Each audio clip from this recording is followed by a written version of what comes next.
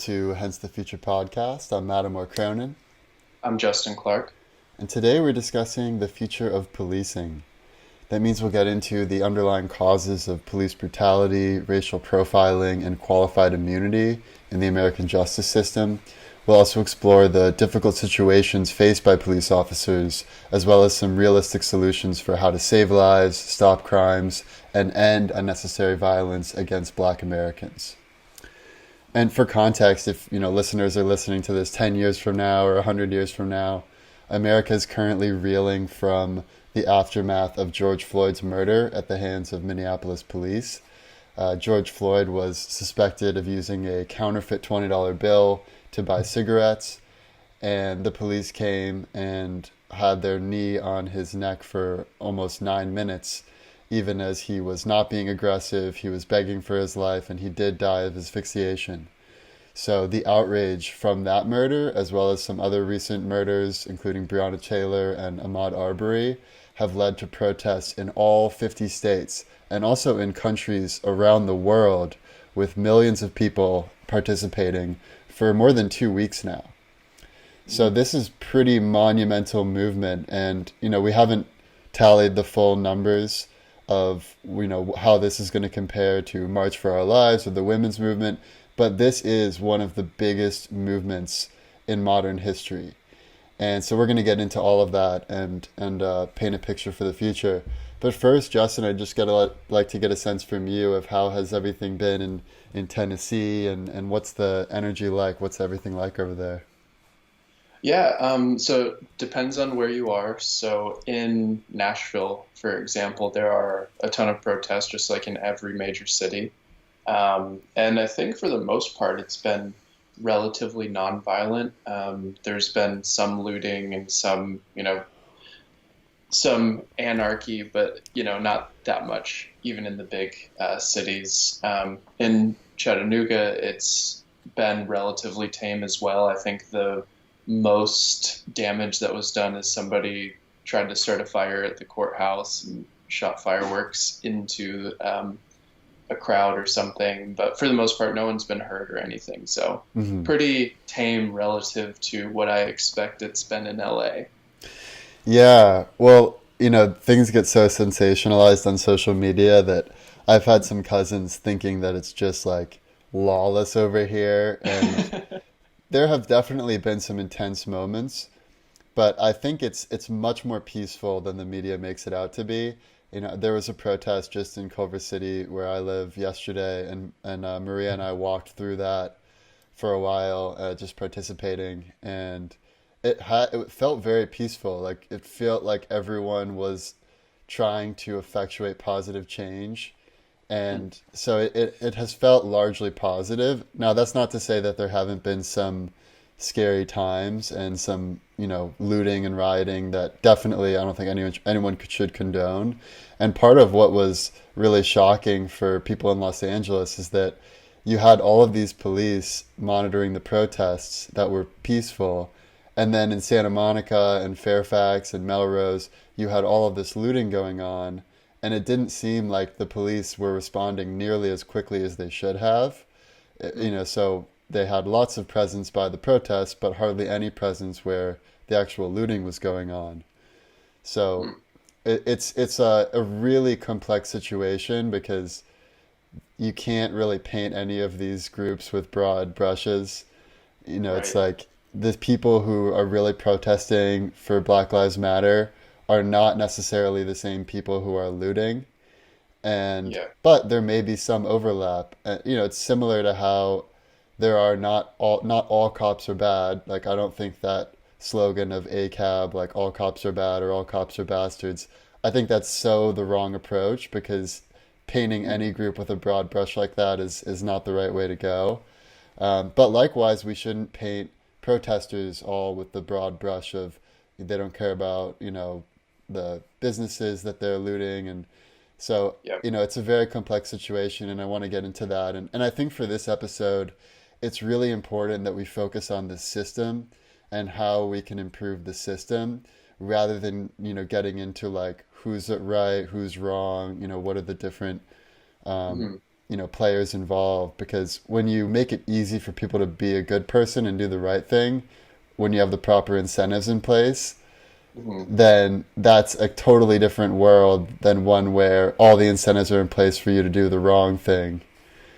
Yeah. And so, anyways, we should get into all that. And maybe the first place for us to start is diagnosing the problem of police brutality in America.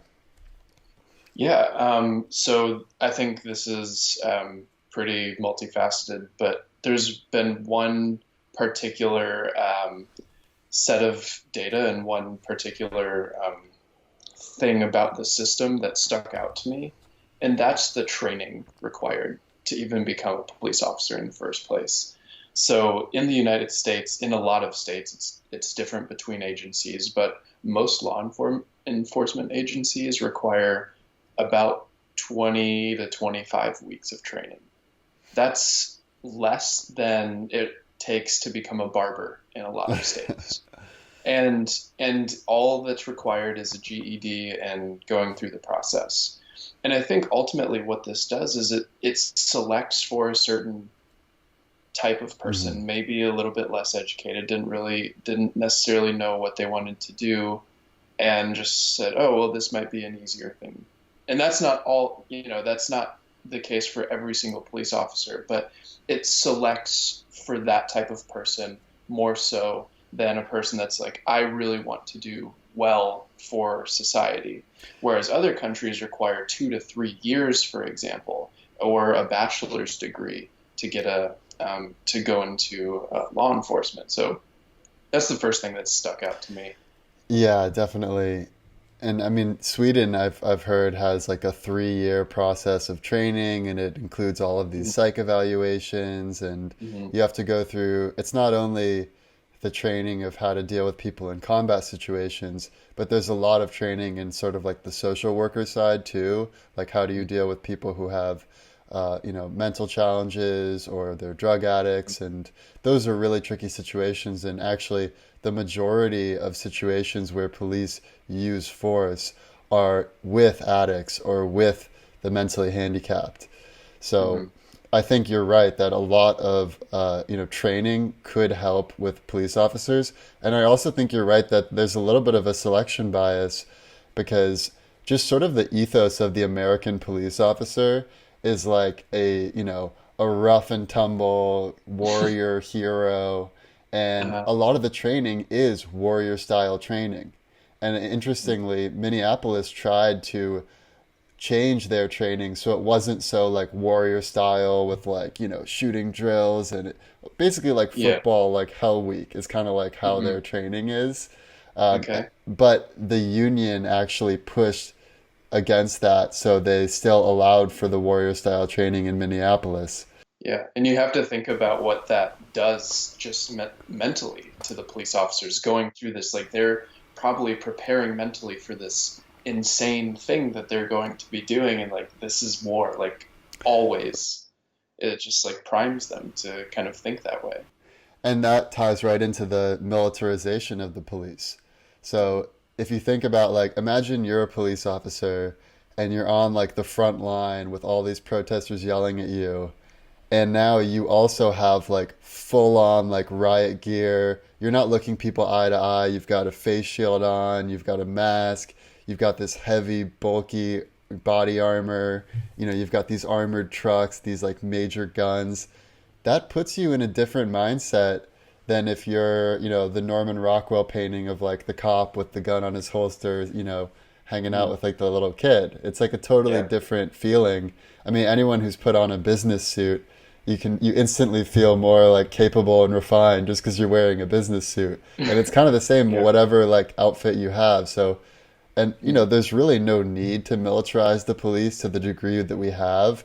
It's sort of it's another a symptom of another issue, which is the military industrial complex of America, where every politician wants to increase the budget of the military and the police because they have powerful unions and they tend to reflect well on them in the eyes of voters. Mhm. And a lot of that spills over into police forces because they have to spend the money somewhere or else they lose the budget. So they're just buying tanks and shit they don't need. And then they're like, oh, let's give it to the police because we've got more than we could ever actually use. I mean, modern wars don't even really use tanks and stuff like that. Right. So, yeah, so that's a big issue. So I was thinking about this as well, and you have to think about just the general mental health of police officers, Hmm. because for the most part, police officers are doing something that's really necessary in society, and that's keeping people safe. And for the most part, police officers do that. But think about what a police officer goes through on a day-to-day basis. Maybe they see a car accident and they see somebody that's mutilated, or they see a spouse that's been beaten by their husband or something along those lines. Like, they're witnessing the very Hmm. worst parts of being a human. They're seeing violence, they're seeing death, they're seeing these things. And that takes a toll. If you see these things on a day to day basis, that starts to become your reality. And that starts to shape your behavior and your actions. And there's, with military personnel, for example, like if you're in the um, Navy and you get deployed, there's breaks between these deployments, so you can kind of come Hmm. back and recuperate from these situations. Whereas if you're a police officer, you're seeing it every day, and that takes a toll mentally. And that's just another thing that I was thinking about that might be something that people need to figure out before we can, go forward with human policing that's sustainable in the long term. Yeah. Yeah, it's like, you're driving around in your squad car and you get a call in for man with a machete standing on the corner of 15th and Main. You got to Yeah, go to 15th and Main and deal with that guy with the machete. And yeah. yeah, in theory, you can do it in all the right possible ways of being very sensitive and, but in the heat of the moment, people are very human. And if a police officer feels threatened, Mhm. then it's understandable that it oftentimes leads to bad situations. Mhm. So, I definitely have a lot of empathy for police officers. My cousin's a police officer, and he's a really upstanding human being. Like, he is a really, doesn't have Mhm. a biased bone in his body, like, really just wants to help and protect society. And so there Mhm. are a lot of officers out there like that. And Mhm. I think it's also it's tough for these officers when they see a situation like what happened with George Floyd because it reflects so bad on all police. And it amplifies this feeling of all cops are bad and there's even more hatred against police, which kind of makes police feel like more hatred towards the people that are yelling at them and then leads Mhm. to more violence. So we're in this like cycle of really being identified with one side or the other and then that leads to more violence. And I think like really of all the various factors of what the problems are, the single biggest factor from my point of view is the qualified immunity of police officers. It's the fact that when there's a super obvious clear cut case where the police officer committed a crime, that police officer is not held accountable for a number of legal reasons. Mhm. So to get into the reasons like why that's the case, I think one important thing to note is that there's an interesting relationship between judges, prosecutors, and police officers where they're kind of all working on the same team. They're like colleagues. So Mhm. when basically if like let's say you're a young prosecutor and you want to make a name for yourself, you need a steady flow of new cases of criminals to prosecute. That's how you make a name for yourself and you have a high rate of success and all that. So that means you're depending on police officers to come to you with new cases. So you're literally your career depends on your relationship with police. And then when those very same officers are charged with a crime, what's your incentive to go hard on them? You have no incentive to go hard on them. In fact, you're incentivized to go as easy on them as possible so that your career will be better and you can continue to have a steady flow of new cases brought by the Mhm. police. So Wow. there's this real issue of incentive alignment, and because of that, it's very rare for a cop to be charged with a crime. So to put some numbers on it, um, there were from 2013 to 2019, there were 7,663 times where a citizen was killed by a police officer. Only 48 times did an officer get convicted. So 48 out of almost 8,000. Like, that's not Wow. even 1% of the time where a police officer kills a citizen does he get charged with a crime. And yeah, maybe 90% of the time it was somewhat justified, but it seems ridiculous that it would be so low. Yeah. I mean, that's actually pretty mind-boggling to me. I didn't realize that it was that skewed. It's incredibly rare to have a police officer be charged. So we already talked about prosecutors and judges and that aspect of it. The other aspect of it is unions. Police unions are some of the most powerful organizations in this country. They're really powerful for politicians because they're an important voting bloc. So every politician's going to want to cater to the police unions. They're also important in that they actually negotiate with prosecutors and lawmakers and judges for their specific rights. So, for instance, in some states, they'll negotiate how long after a shooting do you have to submit your report. Is it immediately? Is it 24 hours after? Is it 48 hours after? And the longer it is, the more you can kind of concoct a fake story. Right. And Okay. they'll also negotiate things like, in what cases can a trial get thrown out or dismissed? So if there's not enough evidence and the certain ways Ooh. that the laws are written.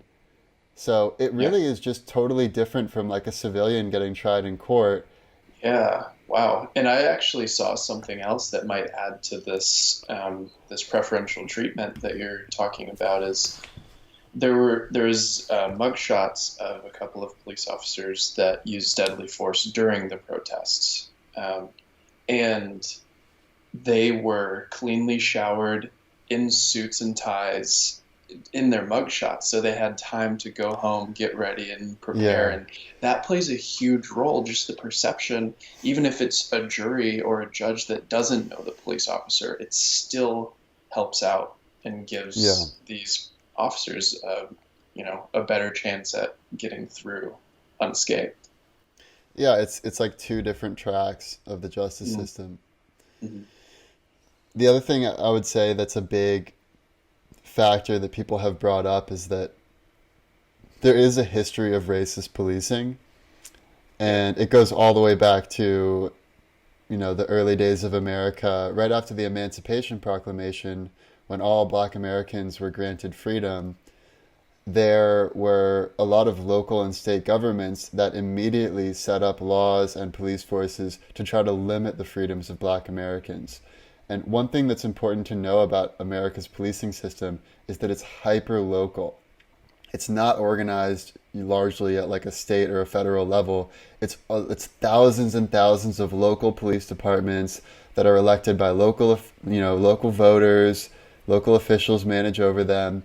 And so if you happen to live in a place that's not very progressive, where the voters still have some racist biases and where maybe the elected officials have some racist biases, then you're going to have policies that are really oppressive to African Americans. And we've seen that. There's this one example that I think really highlights the history of this, and it was brought up by this researcher for equality. And so there was an indentured servant, John Ponch, who was an African American, and then was with two other indentured servants, a Dutchman and a Scotsman, and all three of them escaped from their indentured servitude and went up to the north. I think they were in Virginia and they went up to the north. All three of them got caught, but the response wasn't the same for all three of them. They basically only gave 4 years of additional indentured servitude to the Dutchman and the Scotsman, who were white, whereas they gave indefinite indentured servitude to the black man, John Ponch. So he essentially had to be an indentured servant his whole life. And Wow. this just sort of shows the strategy that was sort of starting to form, which is that, like, by basically dividing the interests of poor black Americans from the interests of poor white Americans, the ruling class was better able to sort of control the people. So it's basically like a strategy of like keep people somewhat divided so that, they can't just overwhelm the ruling class.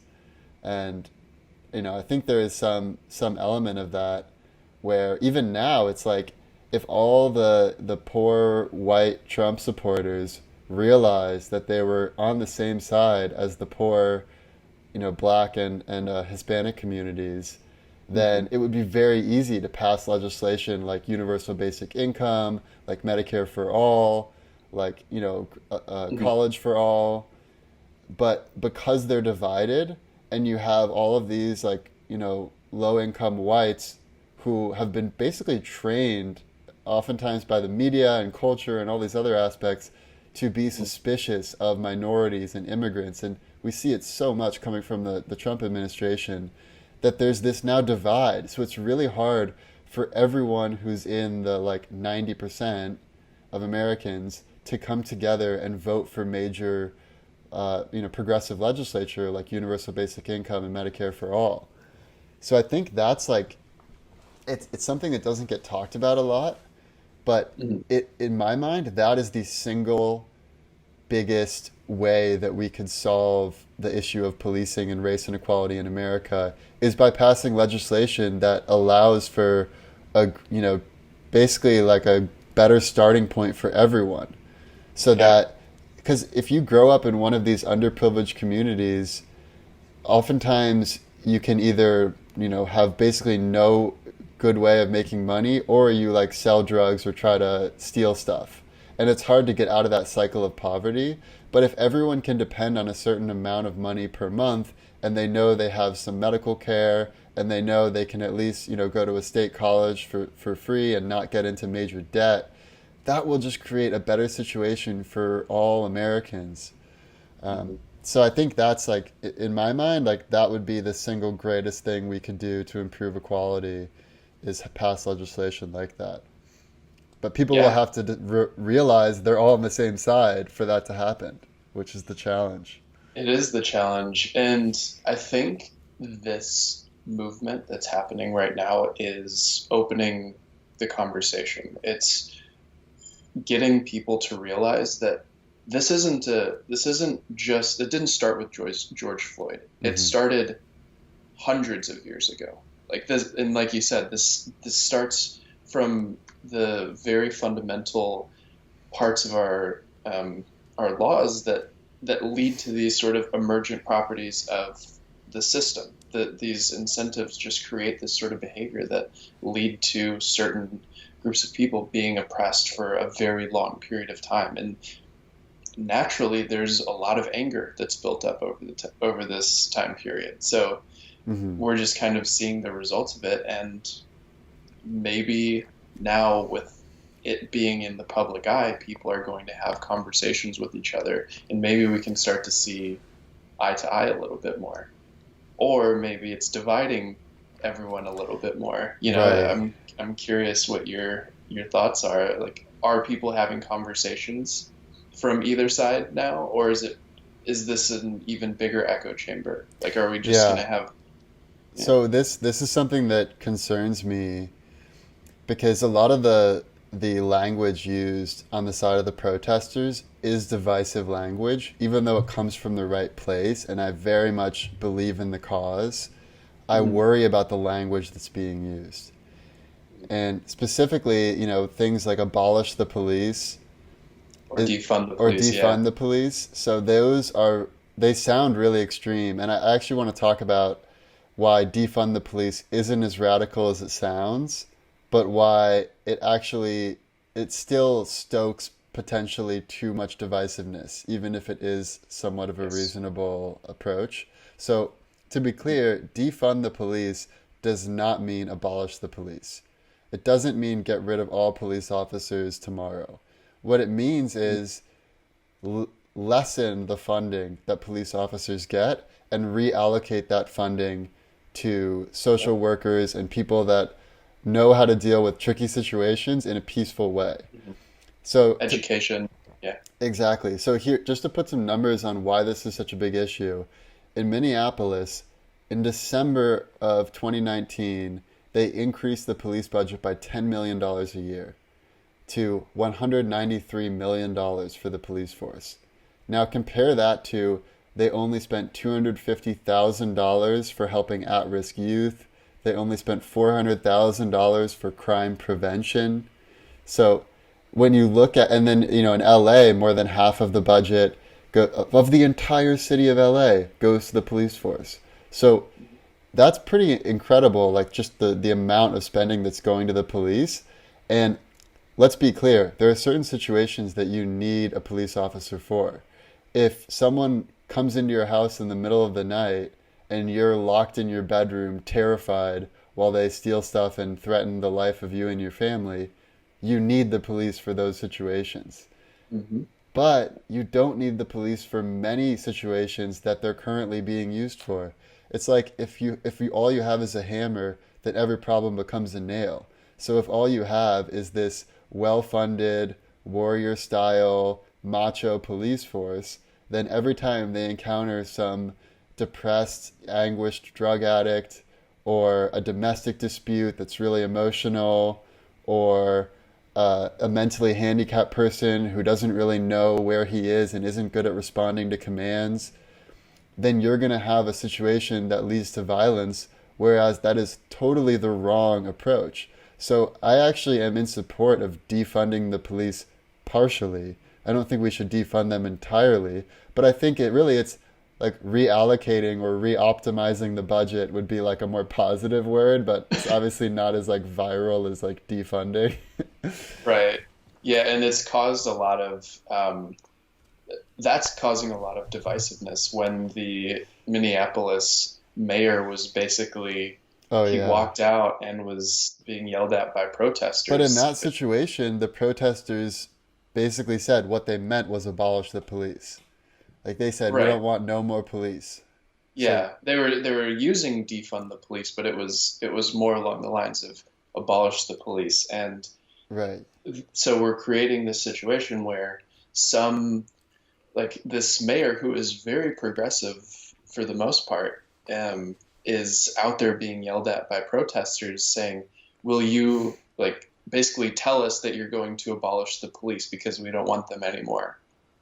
That's not the right approach, I don't think. And Right. like you said, we need police in a lot of situations. So how do we strike the balance of what we're doing and maybe reduced budgets to law enforcement agencies would create a little bit more of you know, a better situation where you don't necessarily hire as many people. Maybe you just want more qualified people that go through a more rigorous training program to get into the police force, and that could lead to a lot of really good things. But we need to have the conversations, and we need to be open about what we're actually saying, because these short sensational titles are kind of dividing people even more, and I think Yeah. that's an issue. And sort of like we said on the future of podcasting, we need to have long form conversations where we can get into the nuance of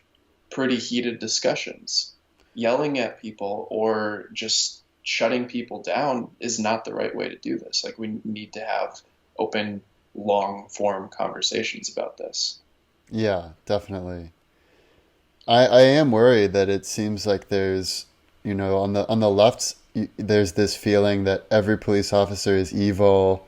All cops are bastards. We got to burn it down, tear down the system, tear down the white capitalist structures. And I very much empathize with that sentiment. My issue is just with the words that are being chosen, because they're words that are destructive rather than constructive. And I think what we need now is a constructive mindset. Like, I love the way Killer Mike said it in his impassioned speak. Like, we need to plot, plan, strategize, organize, mobilize. I love that, because that is a constructive way of framing the issue. And it's all about action. It's about what can we do to improve the system? It's not about like, putting blame on someone or like, oh, we're great, we hate them, they're evil, we need to tear them down. It's like, look, here's what we need to do. We need to plot, plan, strategize, organize, mobilize. And fortunately, it feels like we're finally turning the corner to doing that. The protest is really the first part of the process of change. It feels like there is a wave of change that is building, and it's not something that's going to be easily stopped by the people who are in power. So, and it's shown by the decrease in support for Trump too. Like I've noticed recently, there have been some cracks in the facade of Trumpistan. So there used to be 97% Republican support for Trump. So among the Republican Party, 97% of Republicans supported Trump. Most recently, they just came out with a poll, only 84% of Republicans support Trump. So Wow. I think that that's a pretty meaningful difference. And also I noticed, Trump went to basically he, put tear gas out so he could go to that church, and then he held up the Bible. And normally that stuff works for him. Like for whatever reason, evangelicals and other people are kind of fooled by it, and they think it's like an authentic show of religiosity, which I don't know how they're fooled by that. But this time it seems like people realized how much of a photo op it was, especially side by side where Biden was like actually praying in a church, and you could tell he was really in there, talking to his, his inner God. Yeah. So I think that's major. And I think one person pointed this out, that Trump has kind of been running on the platform of law and order. And that can work if you're a challenger. Like Nixon won on that campaign of being the law and order president, but that's because he was challenging a president that was not able to secure law and order. What we have now is a law and order president who isn't able to secure law and order, like there's still looting and stuff going on, and also he's totally out of touch with what the people want and how the people feel about equality. So I am actually more optimistic than I ever have been about this wave of change actually culminating with Trump getting defeated and a more enlightened version of America emerging beyond. And I want to just give one additional point of optimism, because there's so much pessimism going around right now. It's important to note where there's optimism. And that is that a new bill is being introduced. Just last night they announced it's being introduced by Kamala Harris and Cory Booker to have more accountability for police. So what they're doing is they are rewriting the law that currently protects police, so they have a certain immunity against crimes that citizens do not have. So the way that the law is currently written is that police officers have to, quote, willfully deprive a person of their constitutional rights in order to be charged. They're changing that to now police just have to willfully or knowingly with reckless disregard, deprive a person of their constitutional rights. So it sounds like a very like, in the weeds kind of a change, but it has potential huge implications, because basically the way the law was written before is that unless the state specifically says you cannot tase a citizen when they're being totally compliant, then you can't charge an officer for tasing a citizen who's being totally compliant, which is obviously something that's wrong. Like there would have to be something specifically in the letter of the law that says that's not allowed for an officer to be charged. Whereas now, if this is passed, they just have to have reckless disregard for the person's well-being in order to be charged. And this is for California or the whole country? I believe this is on the federal level. Oh, nice. Okay. Yeah, there's a lot of power that goes to the states, so it might be more of like a guidance. Right. And they're also setting up an independent review panel to decide on cases of officer misconduct. That's really good. Yeah. Awesome. So I have one other idea, or I guess I have a couple other ideas about solutions for how to improve the policing process in America. So one of them is, we talked about demilitarizing the police, defunding the police, without actually abolishing them. And body cameras and data science are another big potential solution. So a lot of states already have body cameras. Part of the issue now is that they're not required to have them on at all times and with all encounters. So I think if they are required at all times and there's an independent review panel to review cases of misconduct, that's a really good foundation to improve relations. So that would be great. We talked about police accountability. Getting out to vote is an obvious solution, right? If you can actually Yeah. vote the racist officials and racist police chiefs out of office, that's huge. And, part of my, you know, big question is, okay, all these young people came out to protest. Will they come out to vote? Because Right. oftentimes the young people don't come out to vote. So that's what I'm really wondering, especially for Yeah. November. Mhm. And then, Can we keep up the momentum for another, 6 months, right. or I I mean, yeah, guess 5 months? look at how many people campaigned for Bernie and were in the streets and at all of his rallies, and then he only Hmm. won one state. So it's like, Yeah. so Yeah. yeah, so it's hard to predict until the election actually happens. My hope is that this will prompt far more young people to vote. And Mhm. then the final solution that is probably the most creative solution that I came across is something that was tried by the city of Camden in Pennsylvania. And what they did is, they had a limited budget, they had a lot of crime, and they had police officers that were getting a lot of misconduct violations. So, because they couldn't increase their budget, they decided to try a new strategy. And that is that they hired way more police officers, but just had all their police officers be part time.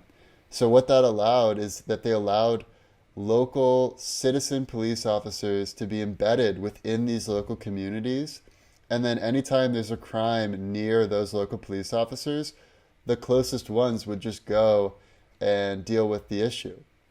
And this resulted in far fewer crimes and far fewer instances where officers had to use force because you have people who are parts of the community doing the policing. And they made a big effort to hire a lot of minorities as these new officers. And they didn't have to pay as much overtime pay because they're sort of spreading out the work among many officers. So I could envision a future scenario where if you're an upstanding citizen, if you've done like combat training, and if you've also done training for dealing with mentally handicapped and drug addicted people, then you can be a local citizen police officer. And if something happens in your neighbor's house, you can go and jump to action and go help them out. And you kind of all know each other. So it's like sort of like an official, like neighborhood watch style situation. And maybe you get some special tax credit or you actually get a salary in return Hmm. for helping out the community.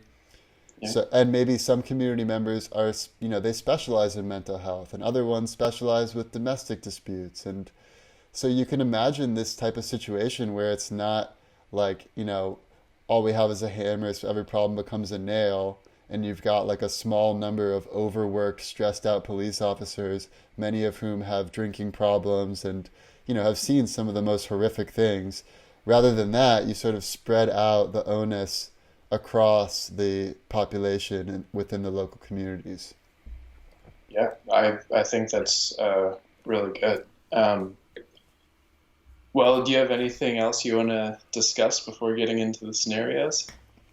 The only final thing I'll say is that if you are stopped by the police, there are some magic words you can use, and it's important everyone knows these magic words. Officer, am I free to go? Hmm. So remember those words because there are so many situations where the police will keep asking you stuff. They'll make it seem like you can't leave, but if you ask them, Officer, am I free to go? They have to answer you, and either you're free to go because you're not being charged with a crime, or they Hmm. have to tell you what crime you're being charged with. And in either case, that's better off than just being in no man's land and not really being able to leave. But the other thing I would say is that you should only do that sort of like you should do whatever possible to not have a confrontational vibe between yourself and a police officer. So one of the mistakes I see people often have is they just instinctively really despise the police. So as soon as an officer gets to their window, if they're pulled over, they have this, antagonistic mentality of like, oh, why were you pulling me over? Oh, you have like, and then they'll say license and registration, and you say, why are you pulling me over? And then they'll say license and registration, and then you'll say, you have to tell me, why are you pulling me over? And then they'll say, step out of the car, please. And that's like the classic blunder is like you set it up to be antagonistic rather than just being a respectful person from the beginning and just seeing where it plays. And, obviously there are situations where like it's going to end badly regardless because you're dealing with an officer that just is not the right sort of officer for that encounter.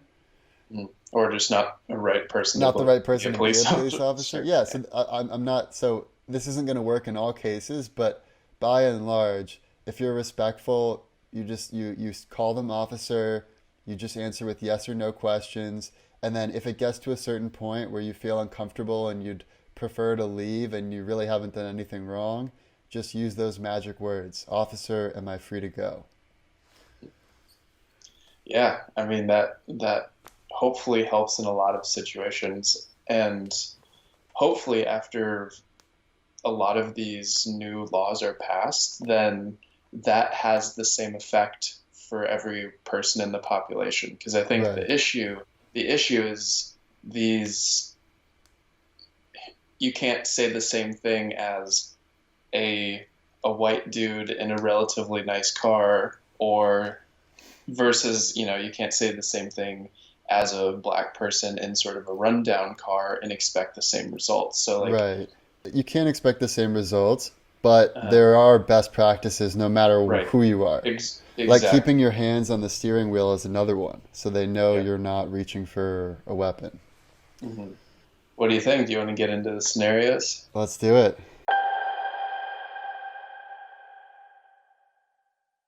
Mattimore, what do you think for the worst case scenario? Worst case scenario. My worst case scenario is that we take the identity politics aspects of this movement too far and that it results in more divisiveness rather than unification. I'm not hmm saying this is most likely because I do see a groundswell that may overtake the people who are, not for these protests. But the way that they're portrayed is a little bit divisive. There is a bit of hmm an us versus them mentality. Like the vilification of police officers, I think, is really dangerous because it makes police want to act more violently against protesters.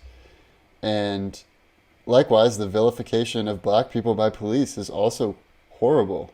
So, on both sides, we really need to have more of a higher level mentality of it's not about just like me as a protester or me as a police officer, but recognizing that we're all complex human beings that are a product of our environment and our what our desires are and if we can have more understanding and focus on solving the system and what actionable changes can we make in the system to hmm create change, then that will be far better than if we really focus on the identity aspect of it. That's part of the risk of any movement where it's rooted in identity. So whether it's black identity, female identity, LGBT identity, whatever it is, that can be a really strong lever for creating change, but you don't want that identity to engulf you. And I've heard like Zuby and Ed Lattimore and a lot of prominent black Americans on Twitter who I really respect, they often talk about how dangerous having a victim mentality is. And if you're a black person growing up in America and you're taught that, your people have been prosecuted and they continue to be prosecuted and the police are evil and you need to watch yourself, that creates a certain mental model. Whereas if you're constantly taught from a young age that all men are created equal and women are created equal, everyone deserves the same rights. These are the reasons it's not working. Like there's reasons we can fix this, and we can fix this. We just need to Right. take action. Like constructive versus destructive. Exactly. Constructive solutions and focusing on universal principles rather than identity principles. Mm-hmm. But, in the worst case, some people have said a civil war could happen. I think that's a little ridiculous, but it's hard to imagine a totally peaceful transition from Trump to Biden. Yeah. So that's my other concern, is that if all the right, gun-toting Republicans get all riled up and then Trump makes them feel like the election got stolen from them, then that could lead to violence. It could be protests in a very different kind of protest. Mm-hmm. And so I am concerned about the identity aspect of it, but I very much feel like this is a movement that needs to happen. And I think the change that's about to happen is important for not just minority communities, but for all Americans, and just improving our system. And America's kind of had this like violent mentality of like, no one loves war or policing or violent video games or, violent sports as much as Americans. There's just something about that like cowboy gunslinging ethos. But we kind of need to grow up a little bit as a country and be more like, Sweden or some of these Scandinavian countries that just really value all people and that value different types of skill sets, including dealing with people with mental issues and addiction issues, and not just using a strong arm for every solution. Right. Yeah, I think that's really good. It seems like the United States as a society is in its adolescence, right? Like we're kind of at a turning point where does America become an enlightened person, a more educated person, or a more enlightened society, or in a wiser society, or does it kind of descend into anarchy and chaos? And that's kind of where my worst case is. Yeah. I think there's two sides of this. There's the authoritarian left and the authoritarian right. Mm-hmm. And I'm worried about the abolish the police. I'm worried about that general sentiment, because that leads to anarchy. That leads to private militaries. That leads to, again, the people that have the most money can afford protection. But what is the law if police are abolished? Is there law if the police are abolished? And it's very worrying to think of the worst case. I don't necessarily think this is the most likely, kind of, as always, but this could get bad if it's approached in the wrong way. If it's just descend everything into chaos and we burn down the whole system. Mm-hmm. So that could lead to, general, I've heard a lot of people saying that communism is the answer, and that might lead to interesting policing where it ends up being more authoritarian than it is currently and more oppressive than it is currently. Mm-hmm. And then if we talk about the authoritarian right, that's just kind of an exaggeration of where we are today. Like we're seeing in Washington, D.C., this ragtag group of people with riot gear that definitely don't even look trained. And what it seems like is a lot of mercenaries. Yeah, but it's not like they're like, you look at them and they're older, they're out of shape. They're like they just don't look like they're even part of a military unit. They just look like people that volunteered to have riot gear and protect the White House. And that's scary because that leads to extreme militarization where there's no barrier to entry. Anybody can just go in and say, hey, yeah, I want to do this. Give me guns, give me riot gear, give me tear gas, and I'm going to protect you. Like that's even less accountability than police officers have. Yeah, you can only because they don't. There's no. you can Yeah. only cosplay authoritarianism for so long before it becomes real authoritarianism. Right. And that's what I'm worried about. I'm worried about authoritarianism in general, but that can come from both sides. Like authoritarianism can be approached from the left, from Right. the right, and that's my worst case scenario. Well, what do you think about your best case? Best case scenario.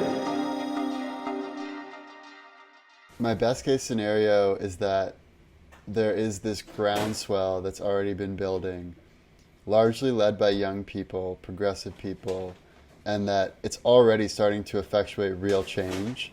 And I Mhm. think that it could continue and grow all the way through November and really bring us into what you mentioned earlier, like a more enlightened version of America. So I think it's pretty important that Trump gets voted out of office. It's hard for me to imagine America recovering if he's not voted out of office because and by the way, like there are some things I like about what he's done and we've talked about them on this podcast, so it's not to paint everything he's done as being bad. But I think what's happening is that a lot of our institutions are crumbling because they're not having real professionals who value the Constitution, who are really good at their jobs in those roles. Instead, you're having cronies who their only real skill set is that they have an undying loyalty to Trump, not to the Constitution or to America, but to a man, to Trump. Yeah. And it's like you've got these unmarked mercenaries guarding the White House rather than, real Americans who salute the flag, Yeah. and that could lead to a really bad situation.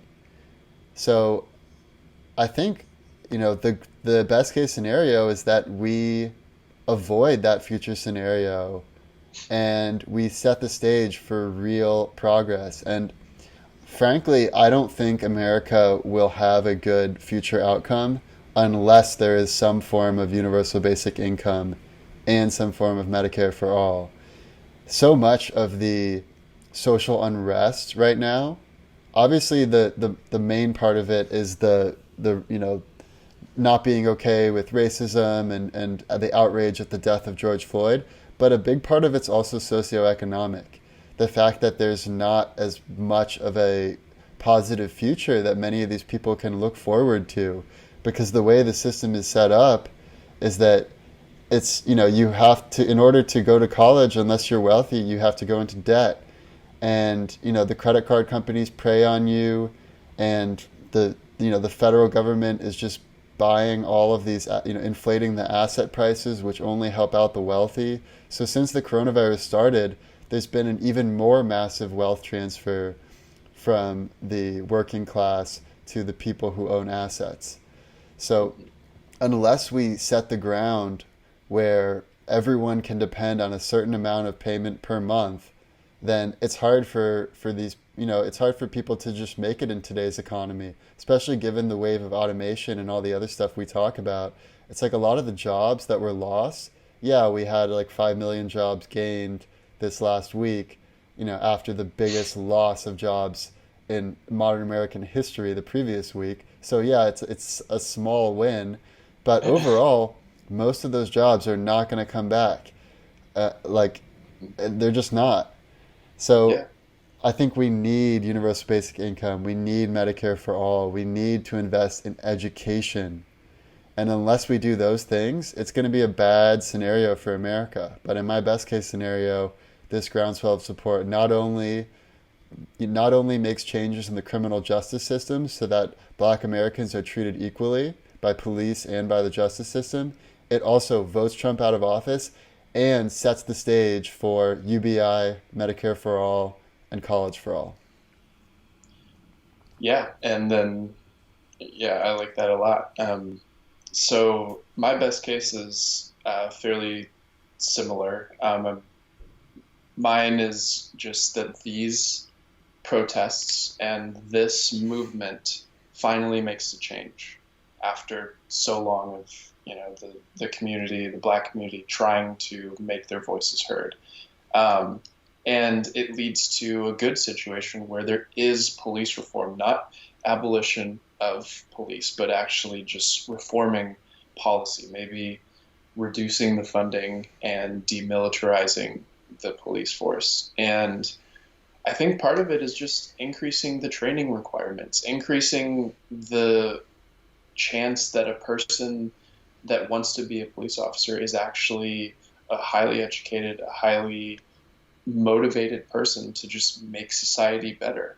And we need to increase the barrier to entry a little bit, the same way that doctors have a high barrier to entry. Like, yes, there are some bad actors that slip through the cracks still, but just having a higher barrier to entry is going to make changes. I think that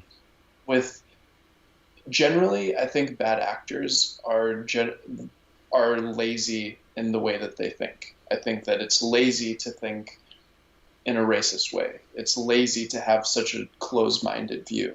Whereas if there is a requirement that basically requires you to be less lazy mentally, like you need to get a bachelor's degree, for example, that automatically starts to weed out lazy thinkers. Mm-hmm. And ultimately, that's just one aspect of it. And that's kind of in the short to medium term. We just make policy changes that make policing safer for everybody. And it turns the police force into what it is actually designed to be. A thing to protect and to serve. Yeah, and make America a safer place. And that's something that I think would go a very, very long way. Now, long term, I sort of toyed with the idea of, well, what if we had a sort of a democratic artificial intelligence that was kind of monitoring and stuff? That could go one of two ways. That could be very good or very bad. Mm-hmm. If it was a more democratic AI where maybe the country is a jury, for example, like people can kind of see the decision that an AI made from a given arrest and can override this AI, that could be good. But it also leads to a sort of surveillance state, right, where there's cameras everywhere, there's monitoring of text messages and phone calls all the time. And yeah, it's like, be careful what you wish for. You could abolish the human police only to usher in the AI police.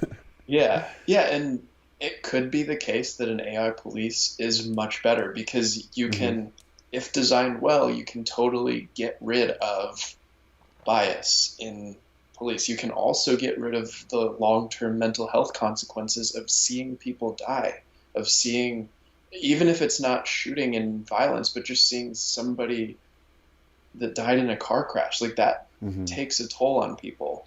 But if it's AI, that doesn't actually affect the emotions behind the decision making. It's a purely logical thing. Did this person break the law? Yes or no? Okay, yeah.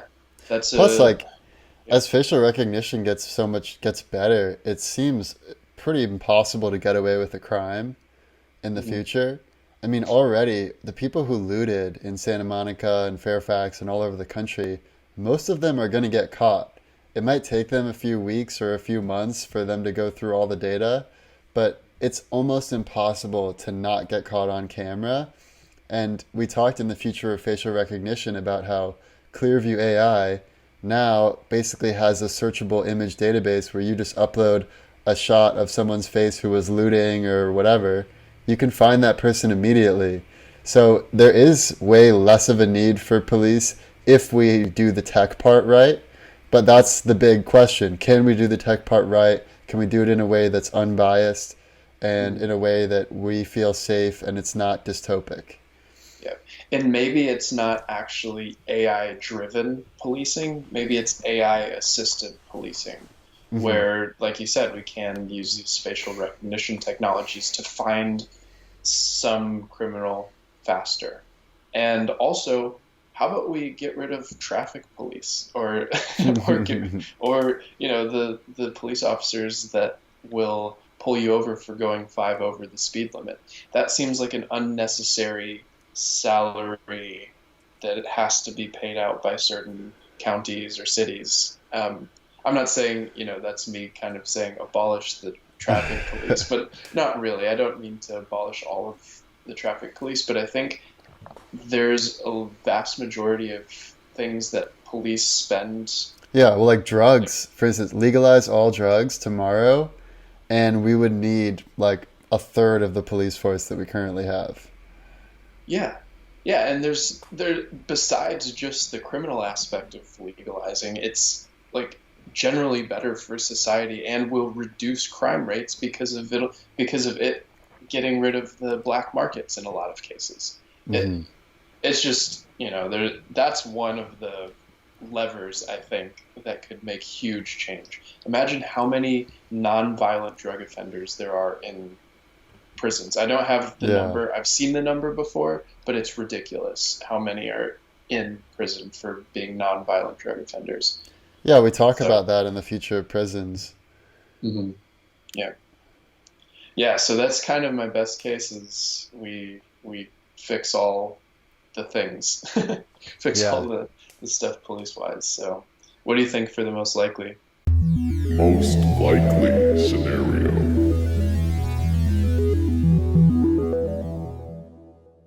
For my most likely, I think it's important to return to a concept that we've touched on multiple times in this podcast, which is that people kind of behave how you treat them.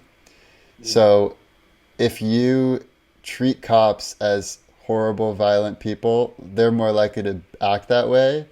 Likewise, if cops, treat poor communities like they're crime ridden and they're evil and they need to be policed obsessively, then they're more likely to commit crimes. And they've actually had some interesting data where the police have pulled back on some of their efforts. Like in New York, they stop, and frisk, and then they did not see any increase in crime.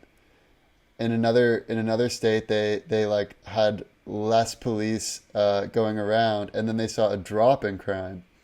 So Hmm. there is this interesting situation where if you treat people as good human beings who know what they're doing and you take a more human approach, like for the drug situation, like rather than criminalizing drugs and framing it as a war on drugs, if you frame it as a war on addiction and it's not the person's fault, it's more about how can you give them the right resources so they can recover from their addiction, and you let drugs be illegal, but you give them the resources so if they want to recover, they can get the support they need. If we treated more aspects of society like that, and people who are criminals, if you're like a 17, 18-year-old, 19-year-old kid and you robbed some liquor store or a gas station or something, I don't think you're hopeless. I think you're grew up in a really tough environment. And if we can properly educate people and treat them with dignity and respect and give people a second chance, then people are more likely to behave well. It's, positive reinforcement, the carrot is much more impactful than the stick. So I think we need to move in that direction as a country. I also think that sort of like when you go into a black hole, once you cross the event horizon, there's no going back. And I think that is also the case with equality. We've already crossed the event horizon where the fight for equality has begun. And I don't think it's going to end until we have true equality. Now, it could yin yang, at least quality of opportunity, not equality of outcome. Mhm. But I Right. think it will yin and yang back and forth a little bit over the next X amount of years. But it does to me seem inevitable in the most likely scenario that 100 years from now, 50 years from now, whatever number it is, it's going to be totally uninteresting what race you have. It's like Sam Harris talks about your race should be like your hair color. Like it has no real, it's not Mhm. like you have like certain pride of like, oh yeah, brown haired people unite. It's like, oh, I just happen to have brown hair, and oh, by the way, I also like, unicycling and amateur baseball. Like, it's just like you're a human being who has all of these various interests, and Mhm. it's not so much rooted in identity. We've actually gotten beyond identity, And I think not only is that the scenario that we want to achieve, I think that is the most likely scenario. Yeah, I actually agree. I'm optimistic that we have passed the event horizon, like you've said. But well, at least we're close to the event horizon because I think if we continue the momentum for the next month and make it clear that Americans won't stand for this inequality anymore, it's not it's not going to continue beyond the next, well, I think there will be residual effects until everyone who is currently racist is actually dead. Yeah. I don't think that there will be a lot of newborns and a lot of people that grow up in today's society that can reasonably be racist. Right. Yeah, it's a And generational divide more than mhm, anything. agreed. And that's part of the problem. Part of the problem is the political realm is very aged. Hmm. There are a lot of old people. I mean, Biden and Trump are the two oldest people that will have ever been president. Doesn't matter who's elected. They will, they're both the two oldest people. And Elon Musk said we're kind of in a gerontocracy Oh on yeah. Twitter. I was like, And he yes, said the gerontocracy is out of touch with the people. I yes, love that. and because every person I talk to is not racist. I think there's just like this small minority of people who are currently in power who have these thoughts, Yeah. and that's the problem.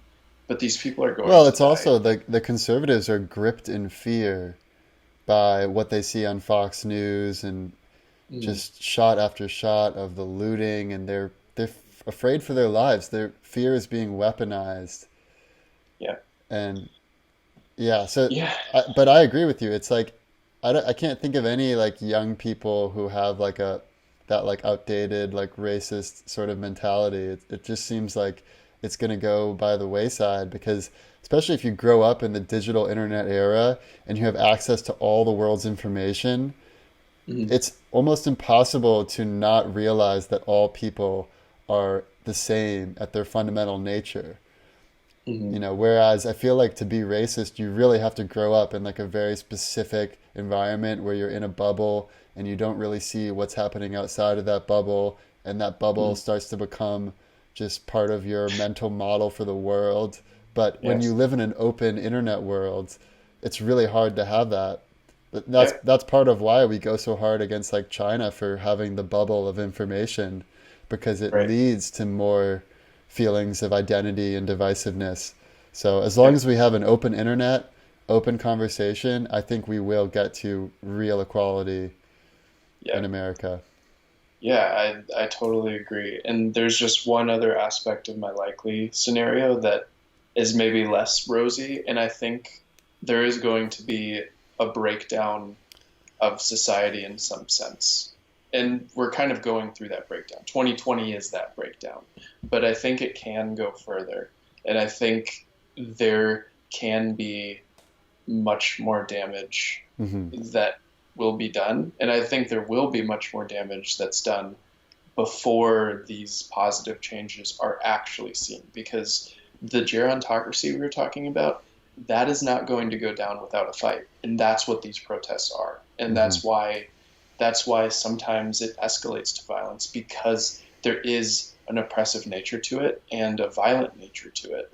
But there has to be some sort of clash before we can get to the future we want to see. That's what I generally think. And Yeah. maybe that's outdated. Maybe I have more violent thought. I don't know if that's right. Maybe there is a peaceful way to get through this, but just looking at history, it doesn't seem like there has been many huge reforms, huge changes that didn't take place peacefully, like the Hmm. Revolutionary War that literally founded America as we know it, is one of, that's something that It's a happened in America. situation where a young citizen got hit with the butt of a rifle from a law enforcement officer, and that's what sparked the Yeah. Revolutionary War, which is very similar to what's happening now. Wow. So, Yeah. So I think that's pretty much it. But I don't want, at least I don't think we should expect it to be an entirely peaceful transition to the future we want to see. yeah, I mean, there are some topics where we feel purely positive, some topics that are purely negative. This feels like a situation where there's an evenly distributed possible futures where it could get really bad. Like Mhm. the protest could play right into the authoritarian hand of Trump and he could have a strong response and that Mhm. could happen. Or it could, the Republicans and Trump are actually really good at responding in an agile way to keep themselves in power. So it could also be that they make the political calculus that it's better to push for reform now because that's the main chance they have at getting reelected. And we could have change even with Trump in power, even though it seems like a paradox. Or we Yeah. could have like the full sweeping groundswell that puts Biden in power. Hopefully he has a really good VP. Hopefully we start to repair the state that's been damaged. And so, yeah, there's a Mhm. lot of ways it could go. It's by no means is this guaranteed one way or the other. And I think the best chance we have is, again, not to view things by like us versus them or like horizontal level thinking, but think of it in like a higher dimensional thinking. Like it's basically should be the high level minded people against the low level minded, like divisive, barbaric mentality people, rather than being about identity. Mhm. I like that. Well, yeah, I think that's good. I mean, there's so much more to discuss here, and we're going to keep on this, and we'll see how our nation and the world develops in the future. But for now, thank you all for listening. This has been the future of policing. Thank you, Justin, and we'll see you next time. The past, the present, and the future. Our computer is picking up a strange signal. The past, the present, and the future, baby. What's the world coming to? The past, the present, and the future. The past, the present, and the future, baby. The past, the present, and the future. Will attempt to stimulate consciousness. The past, the present, and the future, baby. Behind the strange signal is an alien The intelligence. past, the present, and the future. The past, the present, and the future, baby. It's possible.